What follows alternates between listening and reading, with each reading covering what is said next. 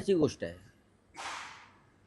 4 तारखेला सन्मान्य राज ठाकरे सुद्धा शिवसेना भवनात येत आहेत. वचननामा जो संयुक्त वचननामा आम्ही प्रकाशित करतो आहोत त्या संदर्भात काल उद्धवजी आणि राजसाहेबांमध्ये चर्चा झाली प्रदीर्घ काळ. त्यानंतर 4 तारखेला शिवसेना भवनामध्ये वचननाम्याचं प्रकाशन आहे आणि माननीय राज ठाकरे शिवसेना भवनात त्यासाठी उपस्थित राहतील. ही सगळ्यांसाठी आमच्या सगळ्यांसाठी आनंदाची गोष्ट आहे. साधारण किती वर्षांनी राज ठाकरे शिवसेना भवनात येतील?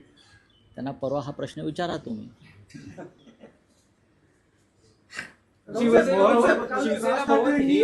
वचननामा जाहीर करण्यासाठी शिवसेना भवन हेच ठिकाण का निवडलं? प्रेस कॉन्फरन्स तर ब्ल्यू सीला झाली. शिवसेना भवनासारखी प्रेरणादायी जागा दुसरी या महाराष्ट्रात आहे का? जिथे बाळासाहेब ठाकरेंनी, हिंदुहृदय सम्राटांनी, शिवसेना प्रमुखांनी इथे बसून अख्ख्या महाराष्ट्राचं राजकारण केलं, मराठी माणसाच्या न्याय हक्कासाठी संघर्ष केला, त्यात राज ठाकरेसुद्धा सहभागी होते बराच काळ.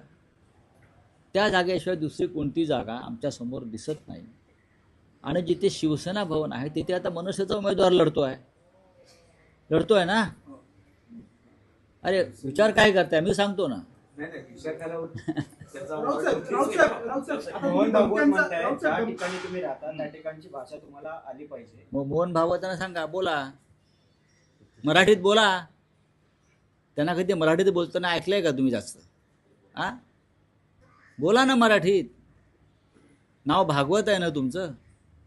मग राष्ट्रीय स्वयंसेवक संघाचं हेडक्वार्टर मुख्यालय जर नागपुरात आहे त्यांनी त्यांचा सगळा कारभार मराठीत केला पाहिजे. तुम्ही जा त्यांच्याकडे, हिंदीमध्ये बोलतात.